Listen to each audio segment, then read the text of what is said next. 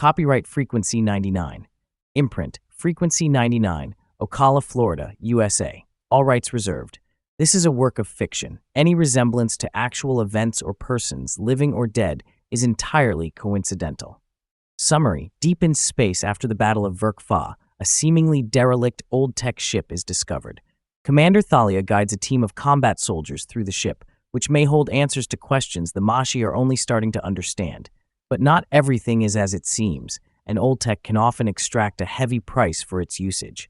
Set in the richly described Earth 50,000 BC universe, and during the exciting Abraxian Wars, this new quick read, Abandoned, provides insights and suspense at a breakneck pace. Chapter 1. Team Sport. Major Rano Teneran's adrenaline was high as the battle intensified in the space surrounding Verkfa. He pushed his AE-89 upgraded Mashi fighter to the limits of precision as he weaved in between space trash in pursuit of an Abraxian enemy, pursued by 4 Batorian gunships.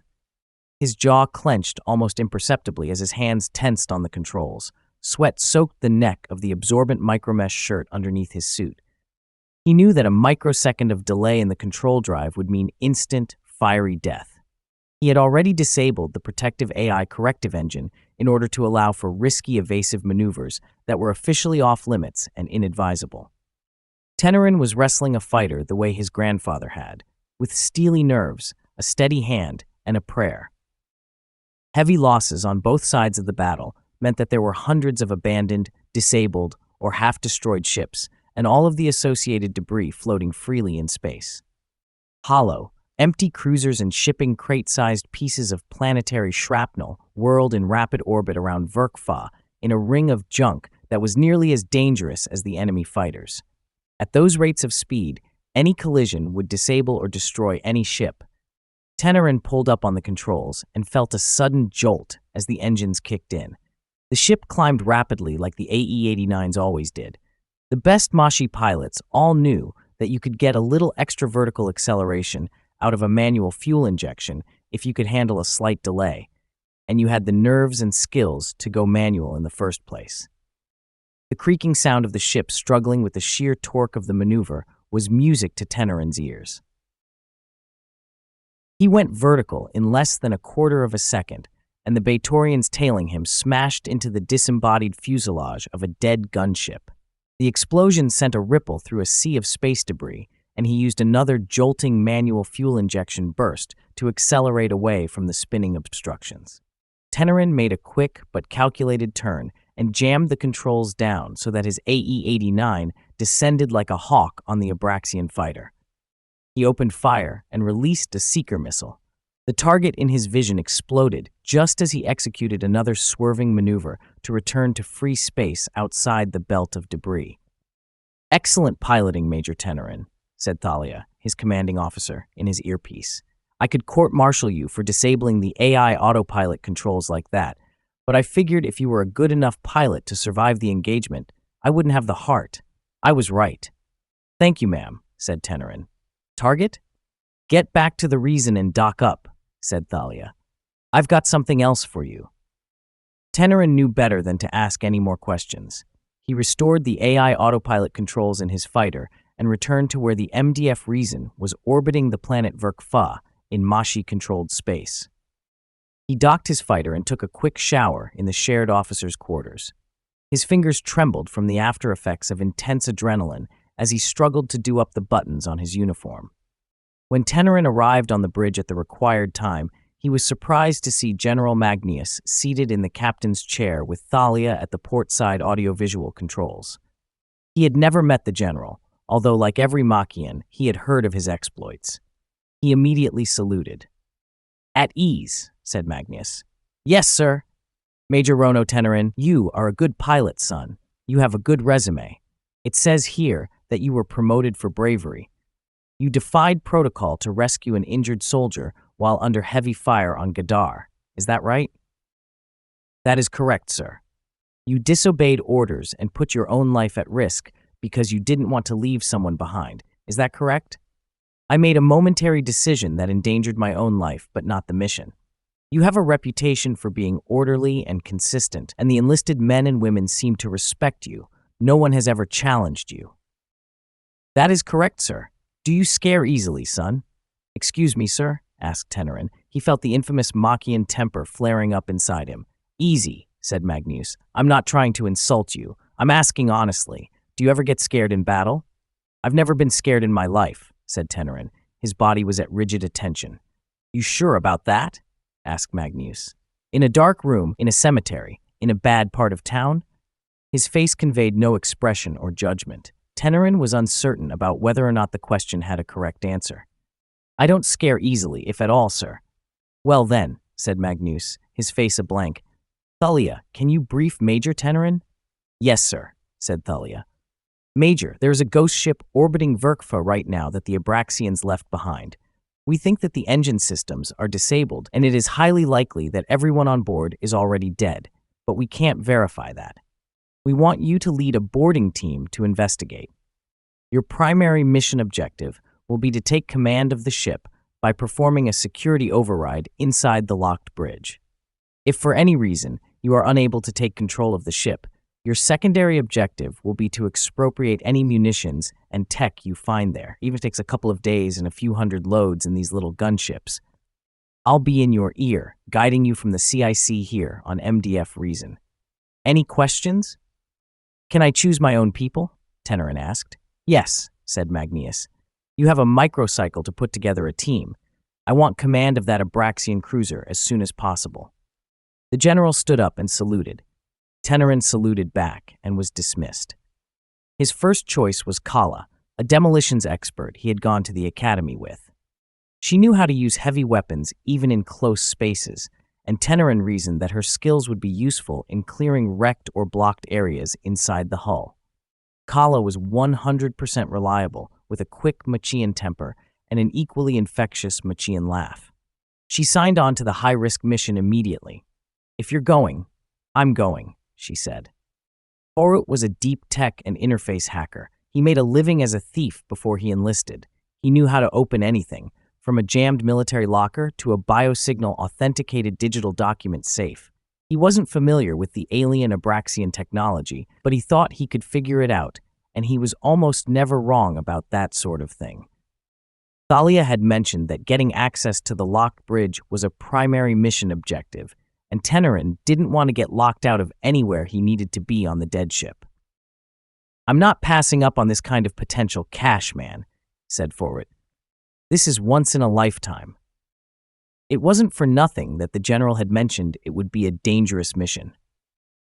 There was a strong possibility that enemy combatants would be on board and armed, so Tenerin went looking for someone with a special skill in approaching firefights tactically. He found Garrod, a 6'8" giant with a legendary combat record and better knowledge of the workings of Machian munitions than the people who had originally designed them. He wasn't much of a talker, but he took orders well and was faster on the draw than anyone Tenerin had ever met. Yeah, okay, he said when asked if he was interested in a high-risk assignment. Might as well, nothing else to do today. The last person he asked was Joel. A close-quarters combat and stealth expert was possibly an odd choice for a boarding team. The conventional tactical argument against stealth in boarding was that docking would be noisy, and any engagement with an enemy would likely lead to a firefight anyway. That argument didn't convince Tenerin, who had once seen Joel dance through a line of enemy Fovians in a cramped hallway, decapitating nearly a dozen of them before they had a chance to decide whether or not to discharge their heavy weapons in close quarters. Joel was also just an excellent soldier, and the kind of man you could trust in a foxhole. Thank you for bringing this to me, Major. I think this is a challenge that could improve me, he said earnestly. Or kill me, he added, chuckling. Tenerin slept for another 4 hours and did a quick series of stretches and exercises in the cramped quarters of his room. He meditated, focusing on his breath and calming his racing mind. He had been hoping ever since he had been promoted that he would be given this kind of command, a chance to prove himself. Now that his moment had arrived, he felt nervous and uncertain. He doubted himself. He knew he had already proven his bravery as an individual. Could he be as clear-headed when he knew he was gambling with other people's lives? The launch time approached. He kept checking his watch until it was finally time to go. This would be his first real command. The team boarded a small scout ship to transport them from the MDF Reason to the surface of the ghost ship floating in contested space around Verkfa. Farut sat in the cockpit and manned the basic controls. The Scout was a slow craft that was only meant to transport them to the massive cruiser and dock there, nothing more. He flipped some switches and set the coordinates. The others crouched in the back with their large suits and heavy weapons, waiting patiently and breathing through the nerves. "It's like the calm before the storm," said Joel. "I love these times." "I hate this feeling," said Kala. "I just want to be there already. Get me into it." "I'm with you, Kala," said Farut. "I feel sick to my stomach. I wish I hadn't eaten at the mess this morning. I'm sweating. This is going to be dangerous, right?" "Oh yeah," Kala laughed. "It's an Abraxian cruiser. It's either full of Abraxians or it was a trap the whole time. I'd say there's about an 80% chance we die in there and a 20% chance we get out alive and rich with stolen loot. Everyone is going to survive, and we're going to complete this mission and commandeer the cruiser," Tenerin said to his team. "I don't want to hear any of this fear and negativity. General Magnius told me this could be a very dangerous situation, but I'm going to make sure everyone comes back from this safely." "I don't know, Major," said Garad with a shrug. "You can try, I guess, but war isn't a field trip." "We don't know what we're walking into, and that is the point," said Tenerin. "Magnus and Thalia don't know either. It could be a trap or full of Abraxians, or it could be a completely dead ship, and this might be a glorified furniture-moving job that makes you all rich, okay? No matter what happens, I've got your back." Large ships like the Abraxian cruiser Tenerin's team were approaching are not at all like small gunships, which are composed of thin metalloid sheets and are completely obliterated as soon as they are punctured, and the air is sucked out of them. Ships like the Abraxian cruiser are monolithic onions layered from the external husk to the deepest core into compartmentalized bulkheads. Even if an exterior layer is damaged or destroyed, the layers beneath it usually remain sealed off and protected from depressurization. The trick to boarding a large cruiser is, therefore, to break through security layer after security layer to get to the interior quarters of the ship, where the bridge, the personnel quarters, and the most valuable items and intelligence are normally stored. There was no way of knowing where the interlayer doors would be or what kind of Abraxian security would be in place to get in their way, but Tenerin knew exactly what to do in any case. Get deep into the ship as fast as possible to seize control of both the navigation consoles and the security protocols. Whoever enters the inner sanctum of the cruiser, the bridge, manages the door locks, the alarms, the drone turrets, and the communications. Once the bridge had been taken, the mission was successful. "Get ready," said Thalia through the comm system. "T-minus 4 minutes to contact with the exterior hull."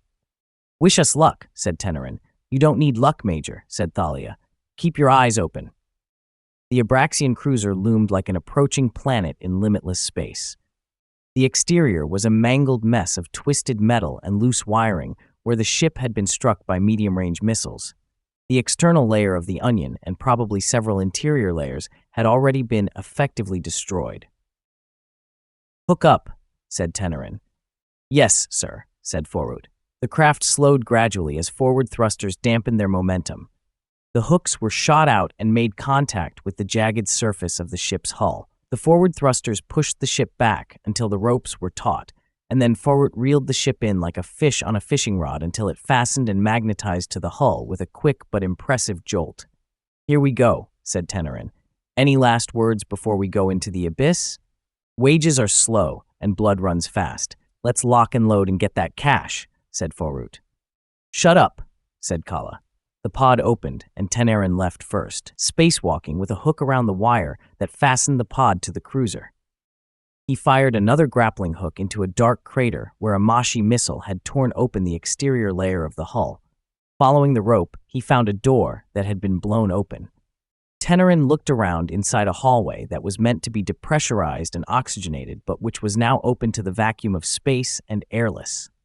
It was eerie. "Follow me," he said. He pulled himself along the corridor while his team floated after him until they found another door, this time with a pressure lock. Tenerin motioned to the others, and everyone got inside the small room. He hit the button, and the chamber began to pressurize with a loud whirring sound. The lights came on. "Looks like we're inside," said Garrod. "The system is showing that we have air and gravity," Farut confirmed. "Maybe this rusty old piece of trash is still worth something," said Kala. "Everything is going to plan so far," said Tenerin into his communicator. "We are pressurizing and preparing to enter an internal layer." "Copy that," said Thalia. "Be extremely careful. We don't have any information on what is contained in the interior of the ship, and there is a strong possibility that you'll be walking into a firefight." "I hear that," said Garrod. He put a new clip into the shoulder cannon he was carrying. 30 seconds to pressurization," said Tenerin. He loaded his own weapon and watched the others do the same. Their eyes met as they waited for the strange Abraxian digits to reduce to 0 on the monitor. There was a ding, and the door to the inside of the ship opened. Joel stepped out into the darkness first. He pointed a pistol with a tracer in each direction and then turned on a spotlight on his suit. The floor was grated steel, and the walls were gray and empty. The ceilings were higher than Tenerin expected, and in one direction, it looked like the hallway was so broad it might have been a vast, empty room. Joel's flashlight scanned stained steel and sloping, curved, rusty walls. There was perfect silence. "Maybe this will be easier than we thought," said Forut. "No one home." "This doesn't feel right," said Kala. "What do you mean?" asked Tenerin. "I don't know," said Kala. "I've just got a bad feeling." "Sir, permission to do a floor sweep for reconnaissance?" asked Joel. "Granted," said Tenerin. "Be careful and report back on what you find." Joel crouched low to the ground, turned off his flashlight, and scampered into the darkness on silent hands and feet. His night vision equipment and echolocation allowed him to scan the area in a way the others couldn't. While he was gone, Kala and Garrod rested against the wall while Tenerin patched through to Thalia. "We were hoping for this," said Thalia. "Our best-case scenario is that internal systems failed and everyone on board is already dead." "We are currently surveying the layer," said Tenerin. "Don't take too long," said Thalia. "You have more locks and layers to move through in order to get to the bridge, and it is still possible that there are enemies or traps deeper in the ship. Don't let your guard down, and don't lose sight of the mission." "Yes, ma'am." Chapter 2, Outer Layer. As the beams of their flashlights traced over the hallways and rooms in the layer, there was little furniture and almost nothing of value. It looked like everything had been stripped out. Sporadically, they saw stains that looked like blood. "Don't touch anything," said Kala. "Why?" asked Garrod. "They trap everything," said Kala. "You haven't heard this? I boarded a Batorian ship a few macrocycles ago, and every damn thing we tried to touch set something else off. The thing you have to remember about a ghost ship is that even if everyone is already dead, the security system can remain active for years on reserve power. There could be turrets, drones, tanks, and even androids still trying to guard against intruders. You think you're safe because it's a dead ship, and then the alarms start going off." "I'm glad we have someone with experience," said Tenerin. "This is all new to me." "Why do you think Magnius chose you to lead the boarding team, then?" Tenerin looked at Kala, scanning for disrespect. He couldn't tell whether she was challenging him in some way. She shrugged. "He chose me because I'm a major," said Tenerin, "and I don't get scared easily, which comes in handy in situations like this." "We all know," said Garrod. "You got promoted without challenging." "Is that really true?" Kala asked. "That you have never challenged anyone or been challenged yourself?" "That's right." "Why?" asked Garrod. "You don't like fighting?" "I don't like losing good people just to prove a point," said Tenerin, "and I have no problem fighting. I just got promoted before I had to." "Oh, I remember," said Kala. "You're the Godar guy." "What?" asked Garrod. "The Godar guy. He got promoted for bravery on Godar. Platinum star." "I was field promoted for bravery," said Tenerin. "It's true." Major," said Joel through the comm system. "What is it, Joel?" "You're going to want to come and see this." Tenerin, Kala, and Garrod followed Joel through the winding network of Abraxian hallway tunnels to a room where he suddenly turned on a halogen light that illuminated everything. There were several bodies hanging from the ceiling. They were heavy, tall, Abraxian bodies. It was strange to see them as material, corporeal creatures who can die of desperation. As corpses, there didn't seem to be anything interdimensional about them. They looked tall and pale. Their necks were thin. "Good thing the gravity stayed on," said Forut. "Shut up," said Kala. "What am I looking at?" asked Tenerin. "Sir, look at the message written on the wall," said Joel. Behind the bodies was a crudely painted series of characters. Tenerin nearly missed it. When he looked again, he could begin to make out the text, but he had never been good with linguistics. "I can't read it," he said. "What does it mean?" "It says, 'Foreigner, don't go inside, poison,'" said Thalia. That's one possible translation from ancient Abraxian. Another is, "Devil, do not enter, plague." The bodies swung slightly on their ropes, casting eerie shadows in the halogen light. "Why would they kill themselves?" asked Forut. "They knew it was just a matter of time," said Kala. "With the ship disabled, maybe the people in the inner layers locked them out to save resources. Who knows?" "Why the graffiti?" asked Tenerin. "Why would they write anything at all?" "Who cares about anything written in Abraxian?" said Forut. "Let's get on with the mission." "This could be disinformation," said Thalia. "The Abraxians have a reputation for trying to get into your head. We're moving ahead with the mission. The objectives haven't changed, and the clock is ticking. Get to the next interlayer lock." "Yes, ma'am," said Tenerin. He waved to his troops, and they moved further into the ship through the darkened gray and rusting hallways. There were other suicide victims along the way, Abraxian and Batorian. They had hung themselves, or shot each other.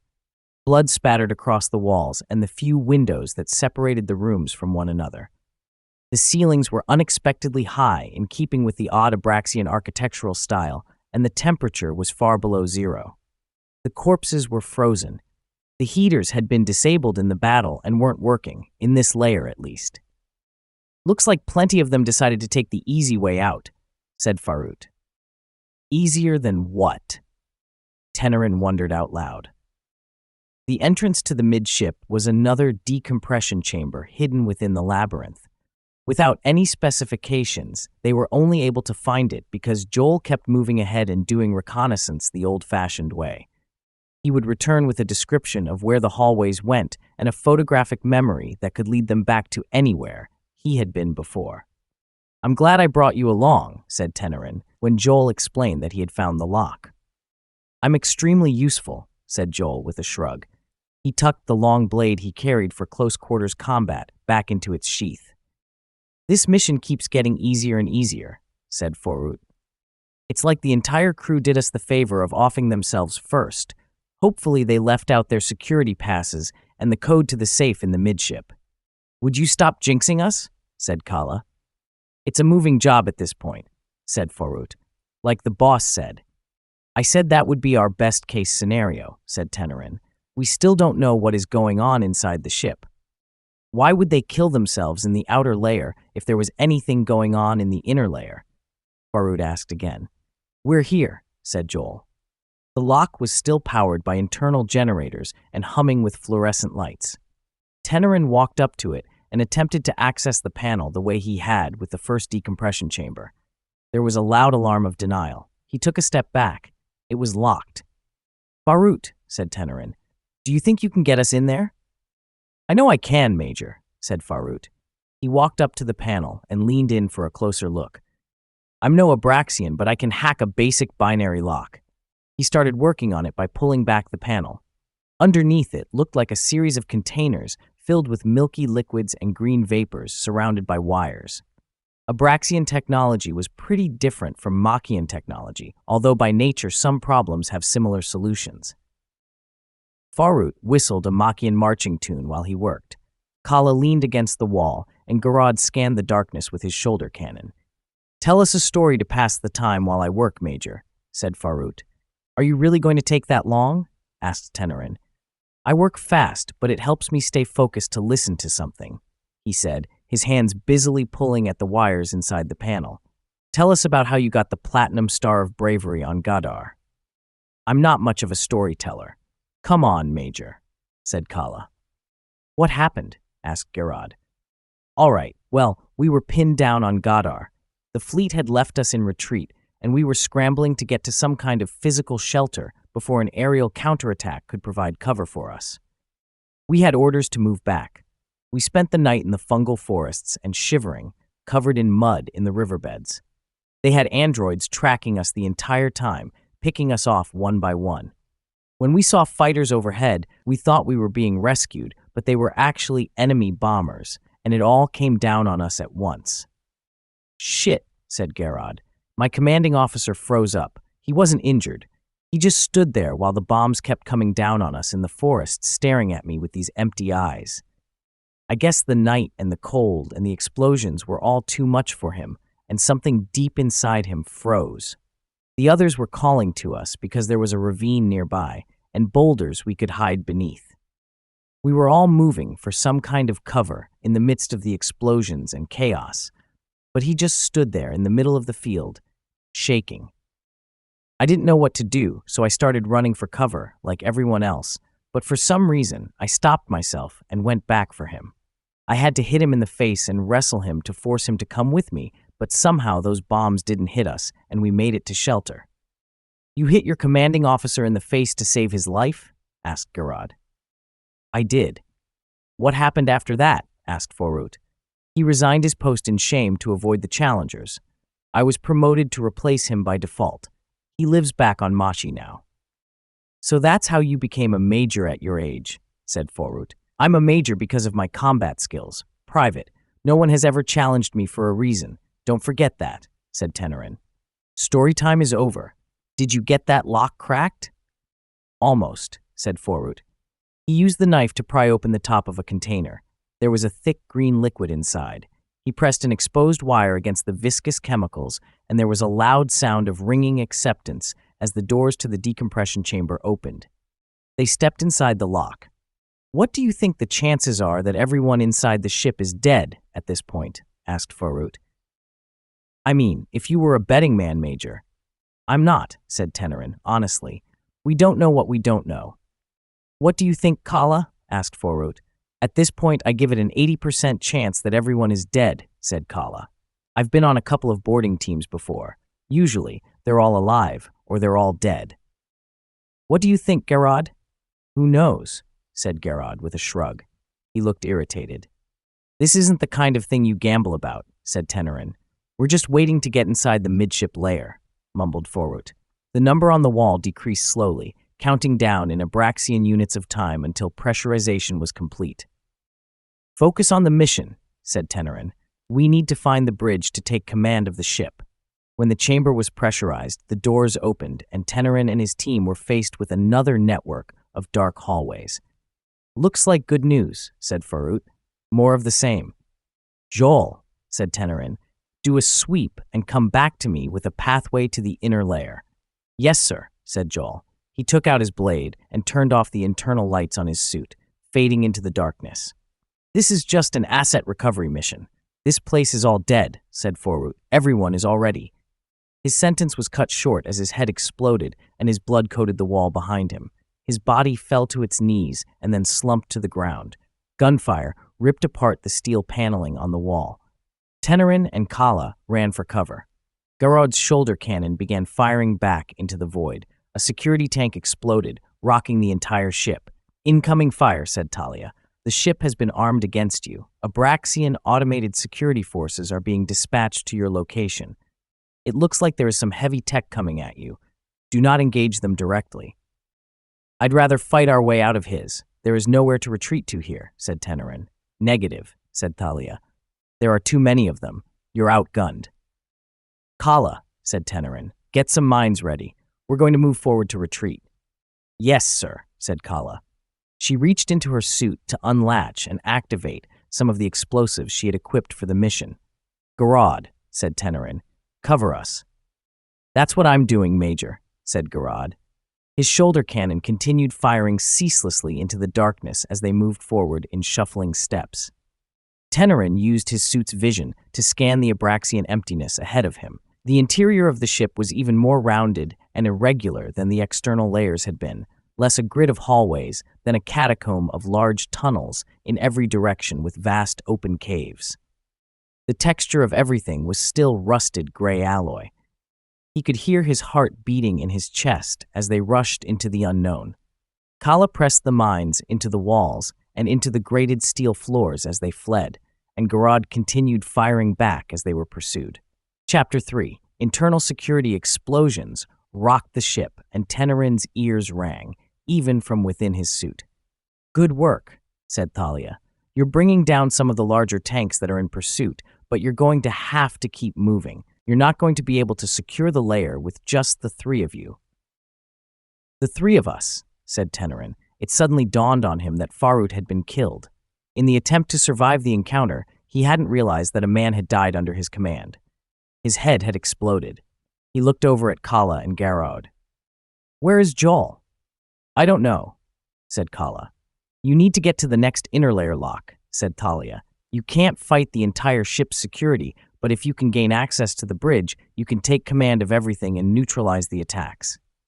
"Where's Joel?" Tenerin asked Garod. He shrugged. "Thalia," said Tenerin. "Some bad news. We lost Farut. He was killed in the firefight, and I'm not sure where Joel is now. He might be gone too." "You need to keep moving," said Thalia. "Get to the bridge." "It doesn't matter anymore," said Tenerin. He was sweating. His hands were shaking.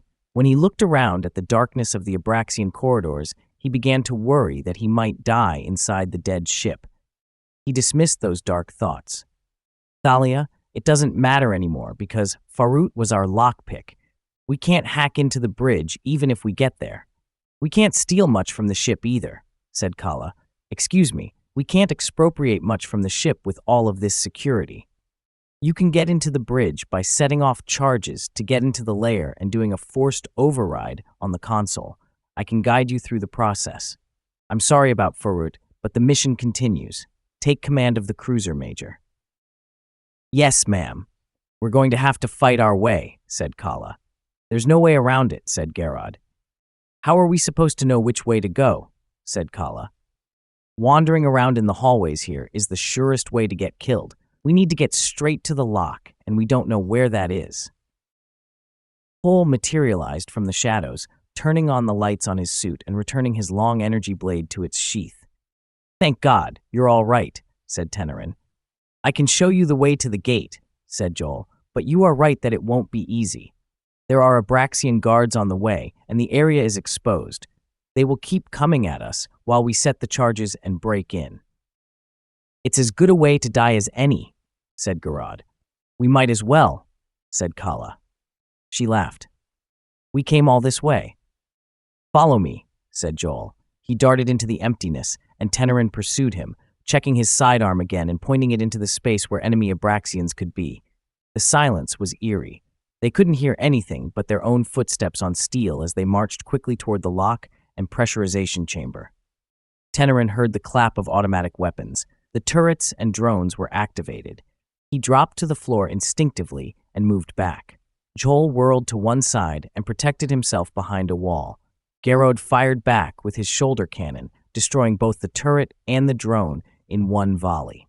More drones rounded the corner, and Garod took a step back as he reloaded. Kala took aim and fired. A drone exploded against the wall. More tanks started rounding the corner. "We're pinned down," said Tenerin. "The only way is forward," said Thalia. "You're going to have to fight this one out." "Can you get me reconnaissance?" "Armed Abraxian guards are following the automated security. It's about to get a whole lot worse before it gets better." Tenerin gritted his teeth. He loaded his weapon and nodded to Kala. They moved forward firing. The drones went down quickly, and the Abraxians behind them moved back, looking for cover of their own. Garod started firing heavy weapons, and they began to move the Abraxian line back. Tenerin saw an Abraxian go down from a shot to the head. It seized on the ground, bleeding. The body seemed to flicker in between dimensions as the life drained out of it. He kept firing, but the others were protected behind a corner. More shots came at them, and Tenerin had to move for cover. "Artillery would be nice," said Tenerin. Kala armed the energy pulse grenade. Regular munitions were only sporadically effective against Abraxians, but the team had come prepared. The small orb glowed purple as she threw it against the wall, and it bounced to where the guards were sheltered. They scattered away from it, and Tenerin fired on them as they ran. It detonated, and the internal visceral masses of the Abraxians coated the walls. Smoke and the smell of seared flesh filled the bloody hallway. Kala and Garad kept their guns pointed. "Forward," said Tenerin. "Keep moving." More Abraxians began crowding the hallways behind them at the same time as the path forward was choked with security drones and tanks. Garad was hit in the shoulder by an Abraxian round and fell to the ground. He screamed in pain as the energy weapon burns boiled the skin and cauterized the blood in the wound that formed where the shoulder cannon rested on his body. He fell to the ground. Tenerin ran to his side. "Cover us," he said to Kala.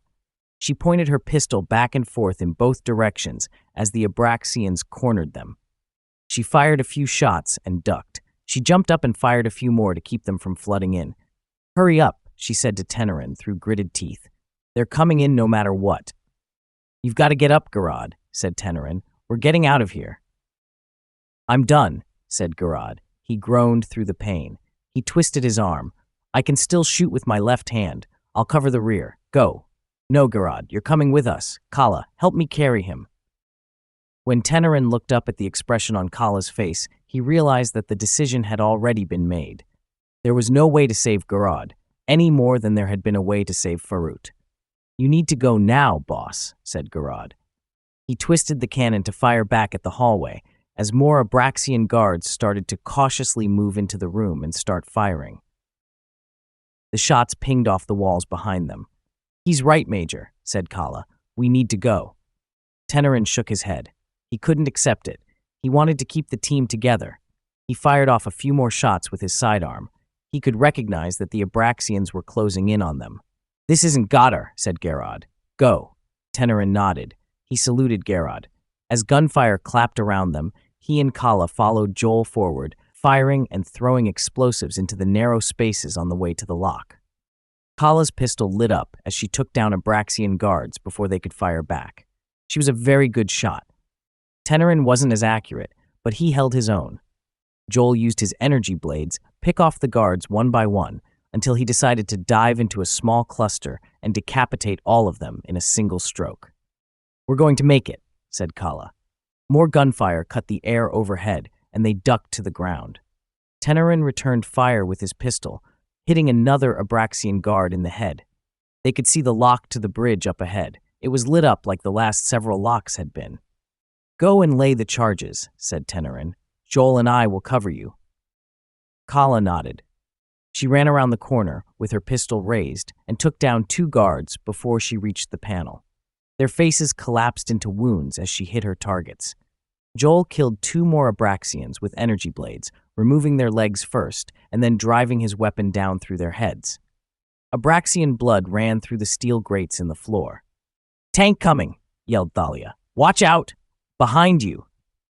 Tenerin screamed. The hulking steel frame of a Oldtech security android materialized out of the void behind Joel. It was ancient and brutal, with manual controls and spinning serrated blades and cruel spikes protruding from long arms. It stomped forward and swung its bladed appendage. Joel was able to dodge the first attempt, but he was caught by a second, sweeping maneuver. His torso was separated from his legs by a saw. The 2 bleeding halves of him fell to the floor. "Joel!" Tenerin screamed, but it was already too late. He started firing with his pistol at the Oldtech android, but the rounds just pinged off of the heavy skeleton. It started to stomp toward them slowly in the lumbering, inefficient movements of ancient technology. A deafening explosion shook the corridor, and Tenerin fell to his knees. His ears rang. "Major!" screamed Kala. "We're in." Tenerin kept firing on the android that had killed Joel. It loomed behind him, spinning its blades. "Major, follow me!" Kala screamed. "We got into the bridge." "You can control the entire ship's security if you can perform a manual override," said Thalia. "Follow Kala, Major Tenerin. Time is of the essence." The bridge of the dead Abraxian cruiser was strange but also familiar. Some problems have similar solutions. There was an obvious captain's chair and the normal audiovisual displays to inform the crew of metrics relevant to navigation and defense.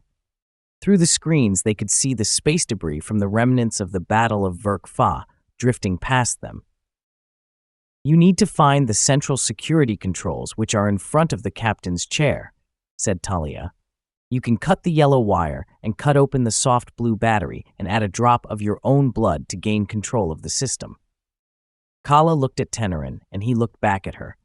No time to lose, said Kala. She loaded more rounds into her pistol. There are more of them coming. We can't exactly close the door behind us after blowing it open. She is right, said Thalia. Get moving. All right, said Tenerin. I guess I'll do it. He ripped the top off of the console the way he had watched Farut do it to the smaller panel at the decompression chamber. Beneath the panel, there was a series of bottles and compartments filled with liquids and vapors and wires running inside it and through them. Tenerin reached in to find the yellow wire. He found what looked like a lump of blue clay and cut it open with his arm bracing, slicing a line down to the center. He pressed the fraying yellow wire into it. Don't forget the blood, said Thalia. Is this necessary? The ship needs to know who is in control, said Thalia. This is how Abraxian technology works. Tenerin took off his glove and winced as he sliced into the palm of his hand. He clenched his fist over the console and watched as his blood dripped over the blue lump connected to the yellow wire. The lights went off. Tenerin blinked and the lights came on. It looks like you are in charge, Major, said Thalia. Mission accomplished. Congratulations. Don't waste any time. Take command of the drones and turrets and lock all of the doors so any Abraxians that are still alive on board can't reach you. Tenerin swept his hand over the strangely designed countertop. He watched small squares turn red, and he knew that he had performed the correct actions. The tech worked for him. It had registered his organic signature, and it was responding to his thoughts. He heard screams down the hall and knew that the turrets had now turned on his enemies, and the security systems on board were now cutting the Abraxians to pieces. Good, said Thalia. Excellent work, Major. I'm sure you'll secure yourself another promotion for this. You're bringing us back not just some valuables, but an entire Abraxian cruiser. Unfortunately, we lost 3 good men. Of course, it's a loss, said Thalia. However, their sacrifice has led to a significant victory for the Machian fleet. We've never captured a complete cruiser before, and we will be able to use it to reverse engineer some of the Abraxian technology so that it can be used for us rather than against us. Your bravery will go down in the history books, Tenerin. This is much bigger than Gadar. I hope you know that. I'm glad I could help, said Tenerin. Kala slapped him on the back and nodded to him. Good job, boss. Look around us. We're here. This is the bridge. We own this ship. Just wait for orders, said Thalia. We're sending reinforcements to secure every part of the ship so that we can clean it out and pilot it back to Machi. Stay where you are. Chapter 4, Safe Room. Tenerin and Kala paced around the bridge impatiently, occasionally looking through the security displays or sitting in some of the many chairs arranged at the dozens of navigation stations. Why do you think they committed suicide in the outer layer? Asked Kala. What do you think they meant writing that stuff about the plague on the wall? Tenerin shrugged. Who knows? Disinformation? The Abraxians like to get into your head and make you second-guess everything. It's a way of weakening combat morale. I just don't get it, said Kala. I don't even think it works as disinformation. I don't know what it accomplishes. Maybe we'll never know, said Tenerin. He was testing some of the consoles, dimming the lights and changing the heat among other things to see what he could affect with his thoughts. Kala was opening every drawer or compartment and laying out the strange tools and technology onto the ground to examine it. She tapped on every wall and surface to see if there was a compartment. Boss, she said, pressing her ear against the wall, there is something back here. Tenerin tapped the wall with a loose fist. It sounded hollow. He pressed his ear against the wall. It sounded like a child's voice calling for help. Tenerin felt a tightness in his chest. He pressed his ear tightly against the wall again, straining to hear. There was an adult voice, too, asking for help. They said they were trapped in there. Someone is asking for help, said Tenerin. Do you hear it? Kala pressed her ear against the wall and then nodded. She could hear it too. They removed the paneling from the wall to reveal a steel door. It looked like a standard Abraxian porthole door with an orb to open it. There was a red and yellow message in Abraxian. What does it say? Tenerin asked. It says safe room, said Thalia. Do not open the door. I'm going to try to listen to what they are saying, said Tenerin. Major Tenerin, said Thalia, you are to ignore the safe room. You have already accomplished the mission objectives. Your orders are to await reinforcements. Tenerin held his face against the cold steel door to listen to the sounds of the people inside. Their voices were calling for help over and over again. They were pleading to be released. Who are you? Tenerin yelled against the door. They claimed to be Machi. They claimed to be prisoners of the Abraxians. They claimed there were children there.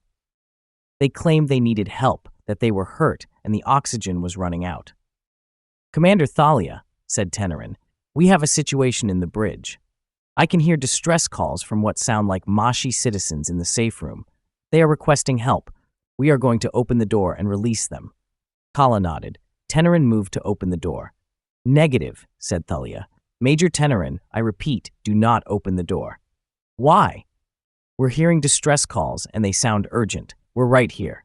Wait for reinforcements. It's not safe, said Thalia. There is something wrong about this.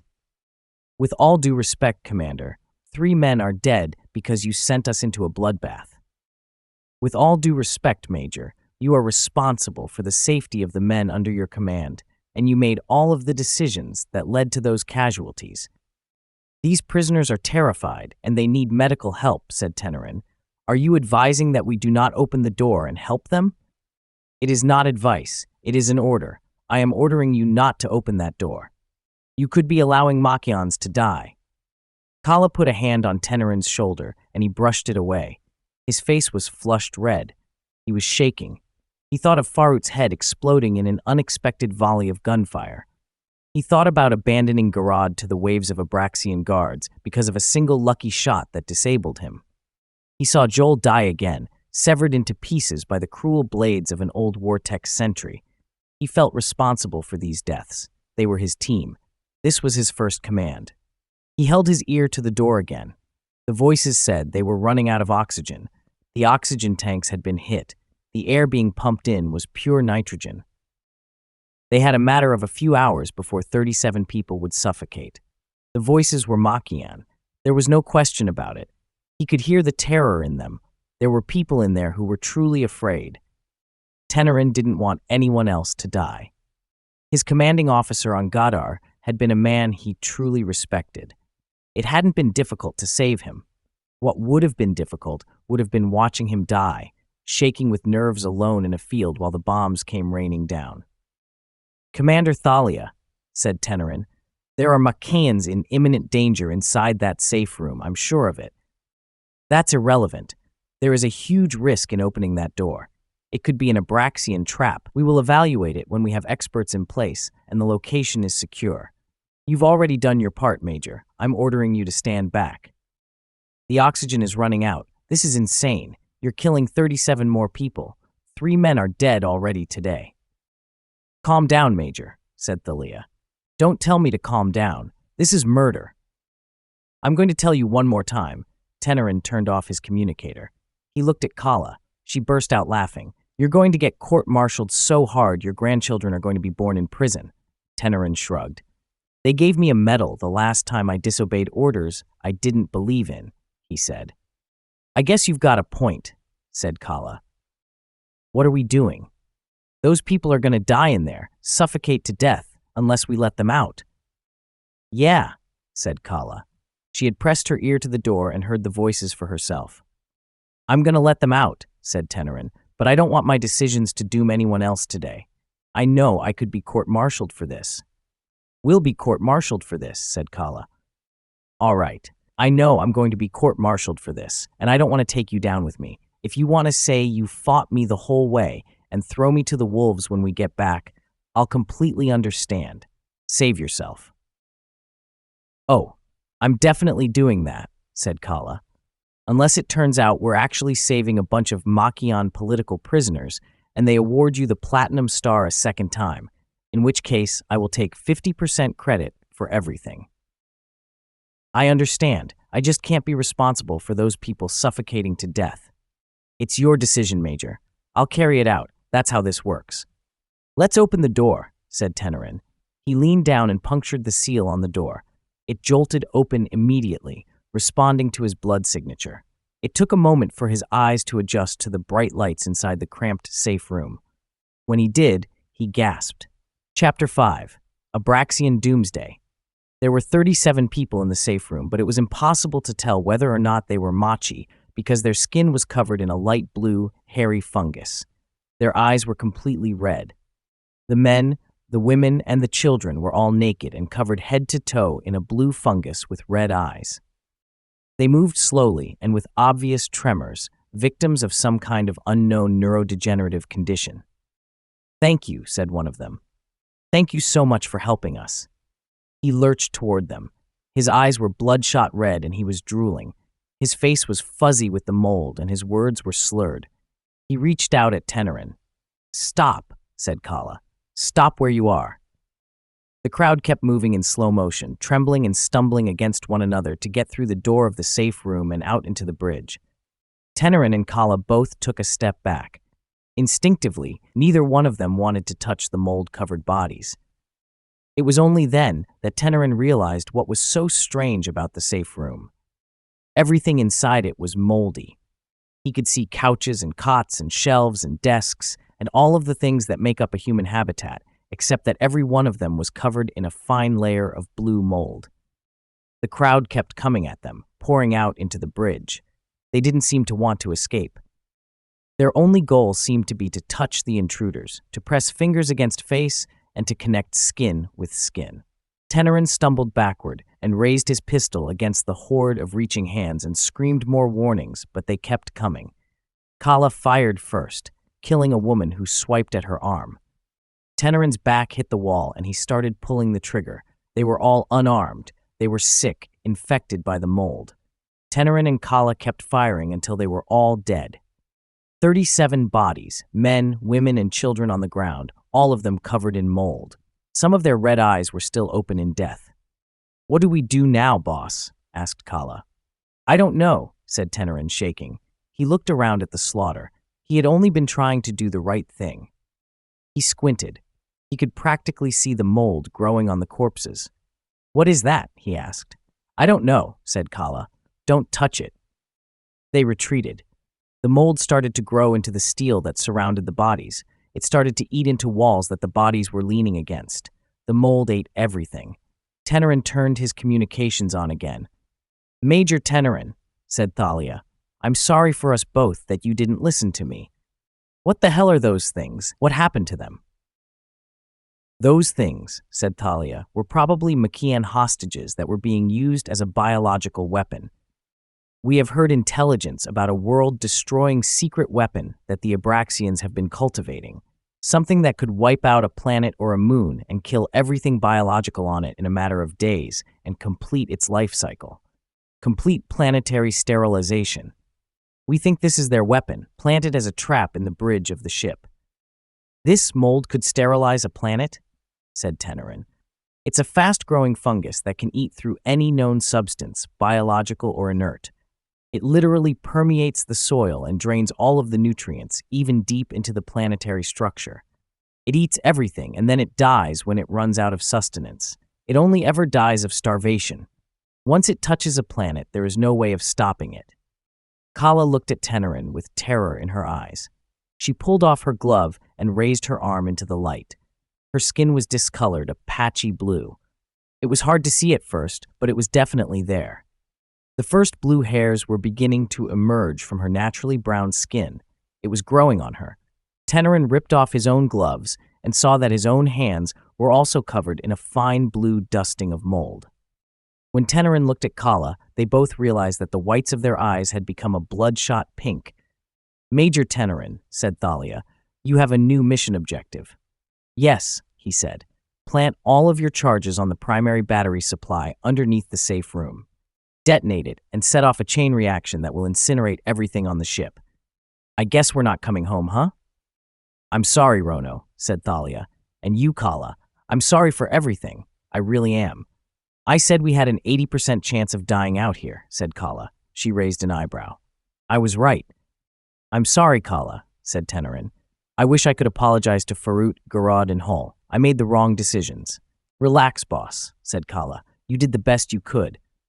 "When you destroy this ship," said Thalia, You'll be protecting everyone and everything else in the luminary system.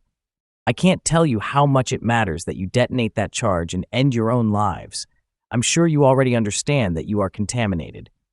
"We do," said Tenerin. He glanced at Kala. Her eyes were downcast. They walked into the moldy room without worrying about being contaminated. There was no point now in being afraid of the disease. Their eyes were red. Their skin was already carrying the characteristic pockmarked blue texture. Inside the safe room, the air was thick with blue spores that floated like snowflakes suspended in space. Every surface in the room was flowering with blue mold. They ripped up the floor to find the primary battery supply. It looked like a green, lumpy clay block full of wires. It, too, was covered in the blue mold. Kala placed the charges carefully. The lights blinked before the blue mold spread over top of them. "I'm sorry," said Tenerin. "Stop it, boss," said Kala. "I don't like to get too sentimental. You want to hear a joke before we die? All right, you might appreciate this. How do you tell the difference between a private and a fleet officer? I don't know. How do you tell the difference? Every officer has at least 10 ghosts following them around," said Kala. "Privates usually have less than 5. You didn't laugh. It's not funny," said Tenerin. "You're a major. I'm a private," said Kala. She laughed. "You have any last words before we set it off?" Tenerin thought about Farut, Garad, and Joel. He wanted to apologize again, but they were already gone. So was Kala. So was he. It had all been decided. He wanted some kind of ceremony, but this was the ceremony. They were going to incinerate the ship and prevent the Abraxians' world-destroying biological weapon from ever spreading. He thought about something he wanted to say. "They don't give out medals for this shit," said Tenerin, "but that doesn't mean it's not important." "Amen," said Kala. They held hands and looked into each other's red eyes. "Let's go," said Tenerin. "See you in another life," said Kala. They pushed the button together. Thalia watched the Abraxian cruiser burn up, collapsing into itself. She breathed a sigh of relief. No ships or craft had come or gone from it. The infection had been sterilized. At the same time, she felt a rushing anger that she had not been able to control the situation and prevent the Abraxian weapon from being released. Tenerin had disobeyed a direct order, but she still felt responsible. "How did the boarding mission go?" Magnus asked her. "The whole cruiser had to be destroyed," said Thalia. "They found what we think is the weapon that intelligence has been pointing us toward. The World Destroyer. The boarding team was lost along with any munitions or goods, and the craft itself." "That's a shame," said Magnus. "I thought that kid had promise." Tenerin. "I did everything I could, sir," said Thalia. "Don't blame yourself," said Magnus. "You do what you can for the ranks beneath you, while knowing the whole time that they would kill you in combat if they could. You try so hard to guide them through these situations and bring them through danger to the other side, but it can't work out every time." I ordered him not to open the door. We had intelligence that there were internal traps in the bridge. If I had told him more about the reports we received before he shut off the comms system. "He shut off comms?" said Magnus. He chuckled. "He was upset that he lost men. I don't think he wanted to lose anyone else. I could have talked him down." "Let it go, Thalia," said Magnus. "The mission objectives were completed, and you prevented an infection that could sterilize an entire luminary system if not contained." "Yes, sir," said Thalia. Every time she lost people, it weighed on her. She knew it did for Magnus, too, whether it was one person or 1,000. While working out in her quarters that night, she thought about what she might have done differently, haunted by the idea that it might have been possible to save both Tenerin and Kala, or even the entire team, if a larger force had been deployed. She knew she had done what she could, even though it had not been enough. Throughout the past few weeks, she had been recovering from her own injuries sustained while surviving in the swamps of Verk-Fa. She had been tested there in so many ways, and although she had passed those tests, it wasn't difficult for her to imagine that things could have been different. She knew that even a momentary error in judgment could compromise the mission or cost her life. The margins were thin. She did not have a forgiving occupation. It could be hard for her sometimes to send others into battle. It was hard to lose Tenerin's team, especially after such a decisive victory. They had their hands on an actual Abraxian cruiser for a moment. The next instant, everyone was dead and the ship was lost completely. Sometimes command meant sacrificing a few lives to protect countless others. Thalia had accepted that. She knew she had ghosts